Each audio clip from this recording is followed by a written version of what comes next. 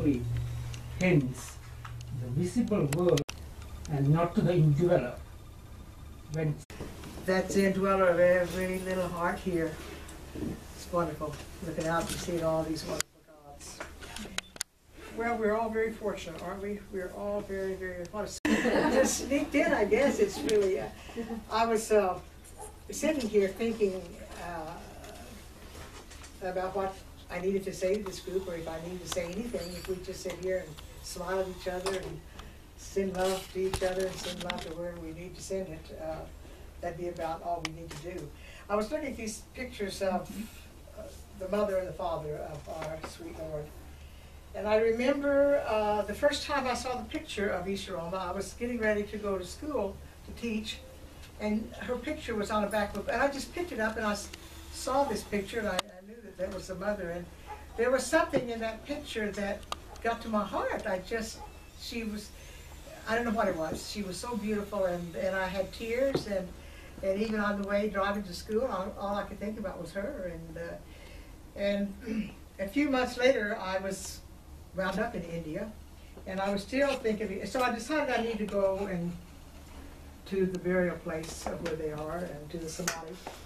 So I went out there, and I communicated with her, and again I felt this love for her. It was incredible. I'm not sure just exactly what it meant. And I had more tears. And then that afternoon, when it was time to go to bhajans, you know, you could go around and go into the mandir and do the bhajans and meditation. This was, actually I didn't go in for the bhajans, I went in for meditation afterwards, which the Westerners, I don't know, can they still do that? The Westerners go in for meditation at the end of, okay, well anyway, I love to do that. And so as I went around the corner, there were just people, you know, coming out of the hall and people going into the hall, and then I see this sweet little lady dressed all in white, and she was as about as far away as the end of the pool over there, and she was coming out of the mandir, and we just looked at each other, and we just kept walking towards each other. I could not keep my eyes off of her, and she could not keep her eyes off of me. And it was just, and we met, and we hugged, and I had tears again. And then she went on her way, and I went on my way, and I sat down in the mandir, and I realized that I had just encountered Easter Roma. It was a beautiful, beautiful experience, and Swami allowed me to, I told this story. It was an incredible experience. And then I had a dream with her, and my mother was in the dream. So I introduced the mother of the Lord to my mother, and they started visiting, and then I went on my way. So those were the sweet remembrances I've had of the mother, and I don't know I don't have a clue why I had these experiences. I don't know, but I have always had this, and just sitting here looking at her picture tonight, it brought back those sweet memories, and I thought I would share that story with you. Anyway, so last weekend, was it last weekend, Megan, or 2 weeks ago? I can't remember exactly when we were in Florida, but it was sometime back. One day kind of leads into the next, and it was the Pre-World Conference. Of course, there were a lot of people there, about 750 people, which I was really surprised to see so many people there. And it was, I sat there and thought about why we were there. You know, what was it all about? Here we are at this Pre-World Conference, and we're getting ready for Swami's 90th birthday, and everybody was invited to India for the big birthday and another big conference, which they have every 5 years. And so I thought about, you know, what is this really all about? And I was alone. I had a room to myself, and I thought about those things and why we were there and what it was about. And then we had workshops. The workshops were on love and service. And basically, that's what this organization is about, isn't it? It's about love and it's about service. And Swami talks to us about how important it is for us to love one another. That was Jesus' teachings. That's it. That's all the master teachers is love. It's so very important to love each other. And so they had, I don't know how many different groups they had that would sit down, and they would have a facilitator for each group, and everybody would give their experiences on what love meant to them and how they were expressing it and this type of thing. And I was thinking, you know, of what love meant in my life, and how I was born into a family that loved me dearly. And it's so interesting because when I came back from this trip, I found a letter from my sister, and she'd put it into a birthday card, and it was several years back. And I'm going through all kinds of papers and I'm trying to. It's a sort of a spring cleaning, and since Ron has left me and Jay, I have a lot of paperwork, a lot of stuff to go through and to pitch out and do all this kind of stuff. So I've been going through all these, and I found this birthday card which I had kept. And so there was a letter in it. I thought, well, you know, and so I read the letter. And my sister was telling me what it was like the day I was born. And it was so sweet. It was just, there had been 3 boys. I came from a family of 11, and I was number 10. And there were 3 boys born before me. And she said everybody was so happy that a little girl had come into the family. And even the 3 boys were happy that they had a new little sister. And it was so sweet because I felt the love from her. Now, she gave me this card, you know, after when I was in my 60s or maybe even 70, I'm not sure. And to feel that love that I had from this family that I was born into. And so throughout my life, I think about the people that I have loved and the people that have been hard to love. You know, you always encounter a few that's hard to really put your heart into it. And I was saying how very important it is to love everyone, not to put limits on any of that. And so I was thinking there, my goodness, I thought, when I was in Florida, I thought, you know, we can really make a difference in the world. We can really all make a difference in the world by just, for instance, one of the great services we can do is to send love to all these hot spots in the world. How about to ISIS? How about to these people who are so fouled up in their mind and have so much hatred that maybe they've never experienced love? I don't know. Maybe that's what's lacking.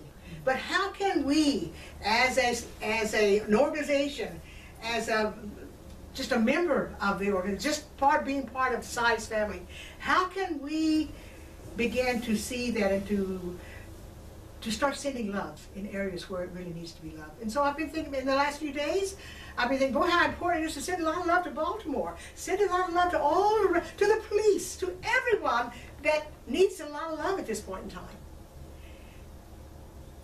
I don't know, it just seems like, and then I was reminded, you remember the story of Phyllis Crystal and the hijacked airplane? And what a scary time that was. I mean, here this guy, he was going to, you know, had hand grenades, and he's going to blow up the plane. They're flying, and they take over the cockpit, take over the pilot, and they're going to blow up the plane. When was it? This was some time back, but it happened. The 80s, Phyllis wrote early it 80s. in one of her books. It was in the 80s, I believe. Yeah. But anyway, she tells it beautifully how she was, of course, was frightened, and everybody was frightened, and she has a real close relationship with Swami, as all of you have. But she said, Swami, you know, and he said, send them love. Send them love. She said, Swami, I can't send them love. You know, they're trying to blow up the plane. How can I send them love? Send them love. And Swami was very adamant. He kept saying, send them love. So she began sending them love. And she said she began to visualize them as little boys. And she knew that somewhere, sometime, that they had to have been loved by their mothers or someone. And so as she began to really get into it and really begin to, but she said, Swami, you're going to have to do it through me because I'm having a really difficult time. You're going to have to send this love through me. And so she let go and let Swami do that. And then they got so confused. They put down their guns, and they put down and everything, and they let the plane land. I mean, it was really, but it was a very frightening thing. But you see, even at that, Swami was showing her and showing all of us, even after the fact, that how important it is to send love. Here are these people, we're going to blow up the plane. How hard would it be to send somebody love who hates you? You know what I'm saying? And when we look at all the little dark spots in the world now and the things that are happening, and I remember in one of my times that I had special times with Swami, and I was talking about my classroom, and Swami wanted to know what I was doing and how I was teaching, and he said, how many kinds of teachers are there? I said 3. He said, you've heard me say that. I said, yes, I have. And so he was giving me a quiz. Well, how many? I said, well, there's teachers that complain, there are teachers that explain, and there are teachers that inspire. He said, which one are you? So I said, well, you know what, Swami, I do a little complaining. I do quite a bit of explaining, but I said, I hope I inspire. He says, yes, you do. You do inspire. So it was just very sweet. But you know, Swami, the superb teacher, and then he wanted to know about my class, and I said, you know, Swami, there's so many dysfunctional families. So he's sitting there listening to me tell about all these dysfunctional families that he doesn't know anything about, you see. I'm thinking. So I'll tell him that there's so many one-parent families, and I'm going on, and these kids, you know, how many of them are suffering, and there seems to be so little love, and on and on. And Swami listens, and then he said, but that's not all bad. Swami, come on. He said, it takes the darkness for the light to be seen. And so what we're seeing now, I think, in the world and in a lot of our lives is a lot of darkness. And so we don't like it, do we? We don't like this darkness. And so what we have to do now is to bring in the light. How are we going to do it? Well, it's a love potion. I just fully believe that it's that love thing that we really, somehow, some way, we've got to begin loving each other. And so I don't want to sit here and preach about it because I have trouble loving a few people myself at times. And sometimes some of the people that are closest to me, they rub me the wrong way and that type of thing. But we can change the situation so quick, like I think, with a little love potion. And then we talked about service. And basically our whole organization is really about services, and it's about helping others and doing what we can to make someone else's life better. But even Swami tells us, even service, to use our discrimination. That don't just go and give to the beggars and encourage them to beg. Go and help them to find a way that they can make a living, but also to help them when they need help. But service is it's big, it's huge. And I'm thinking now, you know, we're I don't know about you, but I get all kinds of mail every day. Do you, Randy? Mm-hmm. We're asking you to give to Feed America, to just tons and tons. I give to a few people, and what they've done, I think, is they've taken my name and given it to everybody else. It's okay, and she's pretty generous, you know, and she'll give to you if you write to her. So every day I get mail from all these people that want to. So I gave to this one place regularly, and one day I decided to look it up on the internet to see just what people were saying about this particular group. And I found out that the CEO was making over $200,000 a year. And I thought, wait a minute. You know, the money that I'm getting, they're supposed to be feeding people who are hungry. And the CEO's making over, this doesn't seem quite right. And so I've wondered about many of the organizations, how they have to have, or some sort of organization, they do have to have people that run it and people that, it's just the way it is. I mean, it has to be that way. But the Psi organization, folks, the Psi organization is different. And you know why it's different? Our CEO is God, and he doesn't take a salary. He gives and he gives and he gives us love and gives us love and tells us that we must go and help the helpless. But there are so many ways we can serve besides just feeding the poor and giving money to this person and that person. Sometimes it's just a smile. Sometimes maybe you can uplift somebody's life or world who's down and out, and you can sit and listen to somebody. So there's many ways that we can serve. And I was thinking about that when I got on the plane to go to Florida, over here in Orange County, and I had a window seat, and I'm looking out the window, and the little guy that's back in the pilot, you know, it's kind of like a baton in his hand. He's showing the pilot how to keep backing up and backing up. In some way, we connected, our eyes connected, and I smiled and I waved at him, and he smiled and he waved at me. And I thought, I hope the pilot didn't get mixed messages here. But it was so much fun. I said, gee, this is really neat, because I have a little game that I play at the airport because I travel so much, and it's so much fun to make eye contact with people who are in a hurry to get to their gate, because the plane's going to leave here in a little bit, and I better hurry and get to my gate real quick, like. And everybody's kind of like this, and some people have a fear of flying and all this kind of stuff. So the airport is really kind of josic. And so I like to make eye contact when I can. So if I make eye contact and I smile, well, they kind of look at you like, well, hey, do I know you? You know, a stranger shouldn't be smiling at me. I must know you. You must know me. So they look for about a second or two. They look at you like, and then they realize, no, it's just a smile. And so they smile, and it makes you feel good. You just feel kind of good. So that's a game that I play. But that is a service of sorts. See, just a smile. Swami says, don't show them your sourpuss face, because people don't necessarily want to see that. So just a smile. So there's so many ways that we can serve. But the PSI organization, when we give to the PSI organization, we know that all of it's going to go help where it needs to be, the work needs to be done. And right now, we have a great opportunity in Nepal. And the things that are happening there, I mean, I guess the death rate now has gone over 5,000. I mean, it's really Over 6,000. incredible. Over 6,000. 6 now? Over Oh, 6 so now. they're probably, I'm sure it'll be much more than that. It's going up. So now then they sent out a plea to all of us, and I'm sure all of you have received that. But I'm not sitting here telling you, you know, Swami doesn't ask for donations, that type of thing, but we know that when anything has to be done, it takes money, and money is God. And so we have an excellent chance right now to do some service there.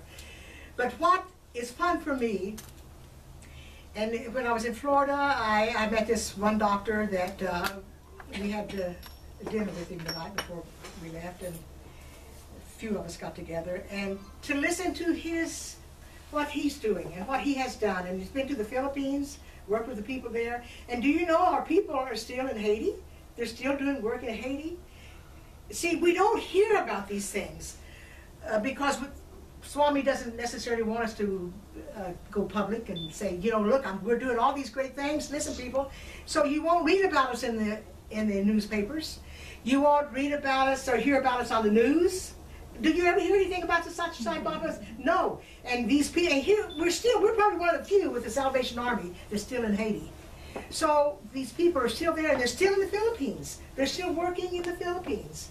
And to me, I don't know, I love to hear these stories, and I love to hear, and there's this one doctor, he's just one, I mean, there's a lot of them that do this type of thing. I'm not sure whether he has a family or not, but the service that they're doing, it's incredible.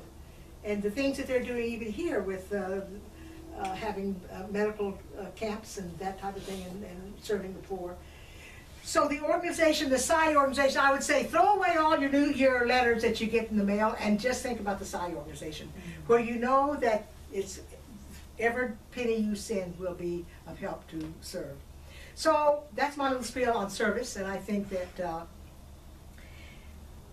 we all need to think about that, of how I personally can serve and what I can do, whether it's a smile or just loving someone, or you know, maybe a neighbor. Maybe there's a neighbor that's lonely.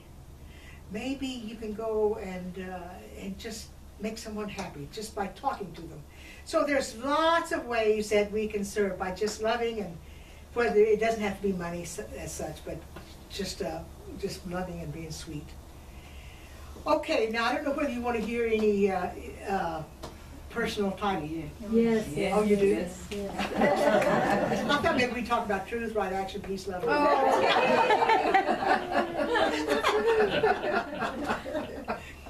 Well, the last time, the last chance I had with Swami, I've been very fortunate, and Ron and I both have been very fortunate to, and I don't know how it happened. You know, I always think the first night we found out about Swami was with Hal. And Hal was so sweet and so, and Ron said, you know, and we had started meditating and we were opening up. We were really beginning to open up. And Ron had never been one of these people that wanted to go to church with me. I was a Sunday school teacher and I was saving souls, and I had accepted Jesus as my Savior when I was 15, and so I was okay. But Ron wasn't accepting Jesus or anybody, because he didn't think that, because when he was real young, his mother took him to a Nazarene church, and they tried to save him and hit him on the head and all. He said, he just got up and walked out and said, I'm not coming back. You know, they don't need to do that to me. So anyway, he had a bad taste for all that. So he was a good man, a really good man, and that's why I married him. But he didn't care for Sunday school and church. And so when we started meditating, he really fell into that, and he really liked meditating. And so we began to open up. And we started going to this little metaphysical church, and that was once a month they had a speaker on different subjects. And this particular month, they had Hal Stokes, who was talking about Satya Sai Baba. And Ron said, you know, it's going to be an interesting meeting, I think. Said, they say he's a reincarnation of Krishna. And I said, what? No, said he. And I thought, well, I'm not going. I don't care to go, because the only thing I had known about Krishna were the Hare Krishnas who were at the airport dancing and happy. And I was sure they were happy on something besides Krishna. But I just didn't leave a good taste with me, and so I didn't really want to go see a reincarnation of Krishna, the dancer. So anyway, I ended up going. I just felt like, okay, and I didn't dress. I mean, I said, well, wait a minute, I'll go. Comb my hair real quick. I put a little lipstick on. I said, I'll go. Well, I was never so taken in. And Ron and I both, we smelled jasmine that night. I mean, it was just like he took us and just enveloped us with his love. And we were both ready. So we were extremely blessed. That was the beginning of our blessings, and that was February the 23rd, 1977. And I called it our birthday, basically.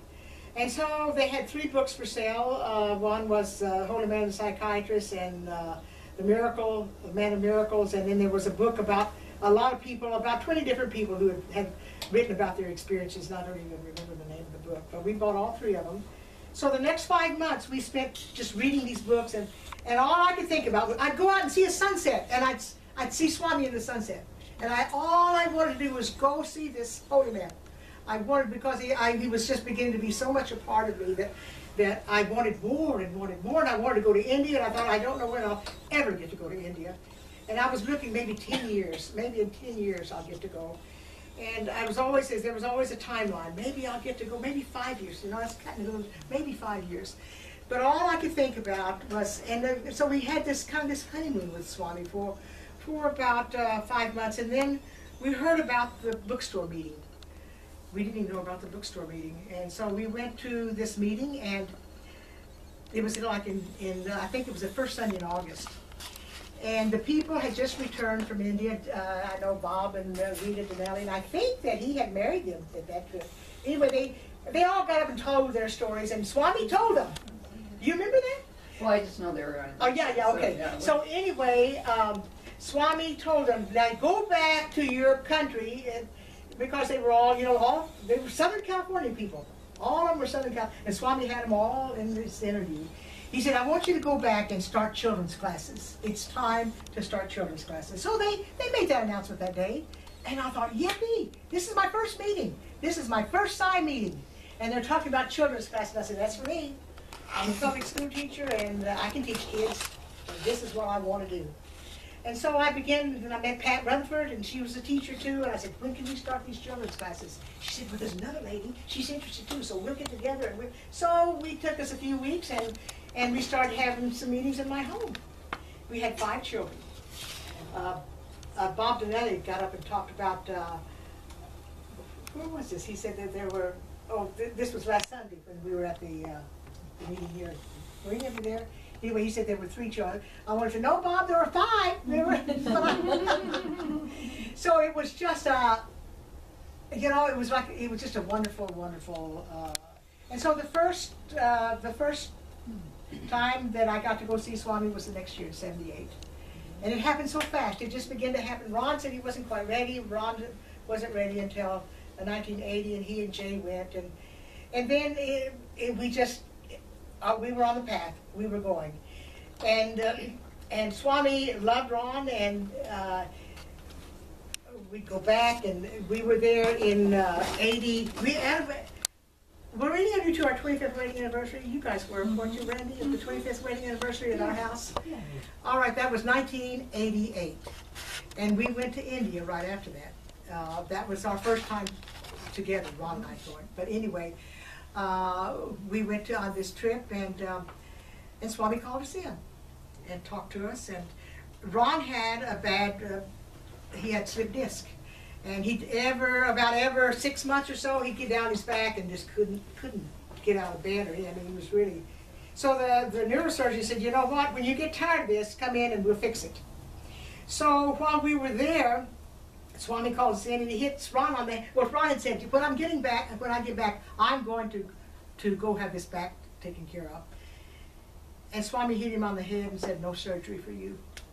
And Ron thought, well, boy, that's, how's he going to heal me? Is he going to, you know, that's all he said. Hit him on the head, no surgery. We didn't tell him anything about Ron's back. We didn't mention it at all. Swami just out of the blue hit him on the head and said, no surgery for you. It was so sweet because he called us, you know, into the private interview, and just the 3 of us. And Swami reached down like this, and we were here, and we had our heads all together. Ron loved to tell that story, how our heads were all, and talking softly, you know, because he didn't want the people out there.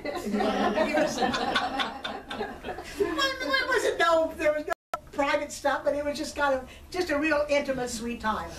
So the next afternoon, we went down to the Go column, and Swami went past in his car, and it was kind of, we were the only ones out on the street because it's kind of sprinkling rain and that type of thing. And so coming back, the car slowed down. And Ron and I sat there like this, and Swami looked out the window, and he did this, and then he did this, and gave us his blessings. And then Ron began to dance around in the street. He said, something's happening. He said, my feet are tingling. He said, I don't know what's going on. He said, something's happening. And I kind of laughed. And I said, you know, did you ever think maybe you just had a healing? He said, well, I was thinking that, but I don't know. And he's dancing around the street. And then we go to the pop thing, and his feet are still tingling. He tells some of the people there, you know what, my feet are really tingling. I don't know. So he came back, and he decided not to go to a doctor because he knew he had been healed. That was it. And he didn't get down his back again. But a few years later, he had septicemia and was very, very sick. I remember you were telling him how to take some really Tylenol or something. He was in a lot of pain. And so he spent about 10 days in the hospital. So they did a CAT scan, and the doctor comes in and said, Brown, we've never done back surgery on you, have we? He said, we've got 2 different pictures here. So we got one where you have slipped disc, and this one we've taken out, they're fused together. He said, did we do surgery? And Ron said, no. Said this was done by a holy man in India. And so the doctor said, oh, and so he sat down in a chair and he wanted to know more. So Ron told him the whole story. So the next day, he's our family doctor, and he came in and he said, well, guess what? He said, Satya Sai Baba's name is now in the whole hospital records. So I put in there about your back because he said these doctors need to know there are other forms of healing besides their own. So anyway, Satya Sai Baba's name is out here in the whole hospital. And then, of course, Ron had been a smoker, and the day after Christmas in 2003, how much time do we talk about here? An hour. No. How many have heard the story of the lung story? Maybe. Well, anyway, so we are. The day after Christmas in 2002, Ron was diagnosed with lung cancer. And he said, well, you know, it's just no big deal. He said, I'm not going to have anything done. I'm not going to have surgery. I'm not going to have chemo. I'm not going to have radiation. Whatever they tell me to do, I'm not going to do it. So I said, well, Ron, would you think about going to India? He said, yeah, I'll go to India. So we started making plans, and this is a day after Christmas, and so we started making plans. He had to get a passport renewed, and we had a lot of stuff to do, and we started that day getting everything in line. And so about 2 weeks later, we were on the airplane going to India. And Ron at that time had still been smoking, but Layla gave him a acupuncture treatment the day we left, and he had half of his pack of cigarettes left, and he threw them in the trash as we go get in the taxi to go to the airport. I said, oh really? And you really mean it? He said, yes, I really mean it. This is it. And so we go, and he's having a tough time because he has withdrawal. He was so addicted to nicotine that it was tough. You know, he'd smoked for 50 years, and that's a long time to smoke.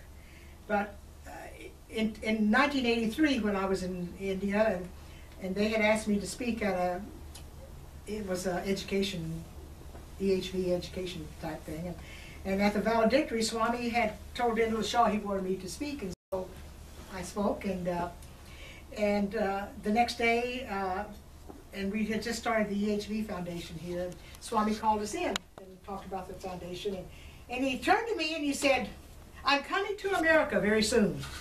But before I come, your husband has to quit smoking. Now, I hadn't said anything about my husband, about him smoking. I'm sitting there like, what? You know, no, he said, yeah, I called Ron.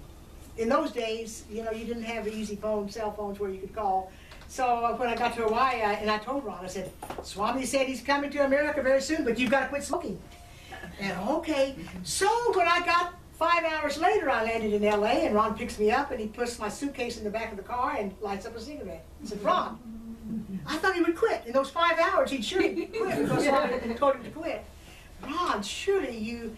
And he just had a really tough time. He tried, and he just couldn't do it. So anyway, now we're back to 2003, and we're in India, and he's having a tough time. He's not smoking, but he's going through some really withdrawal pains and that type of thing. And and he wasn't being really nice. I mean, he was kind of, you know, I mean, it was just a tough time. And he gets up real early one morning, and I said,